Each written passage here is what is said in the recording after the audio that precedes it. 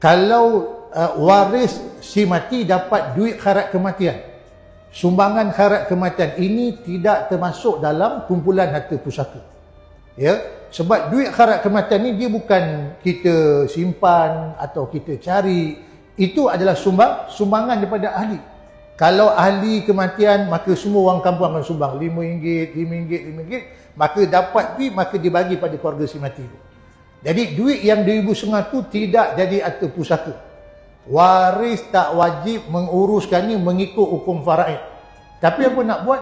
Terpulanglah pada waris. Sudahlah. Dia nak makan boleh, dia nak infak balik pada si mati pun boleh. Kalau suami yang mati tu rumah sewa, dia nak bayar duit sewa pun boleh. Dia nak belanja anak makan minum boleh. Nak bayar duit air pun boleh. Dia nak beli gelang je pun boleh. Pasal duit tu tak termasuk dalam harta pusaka.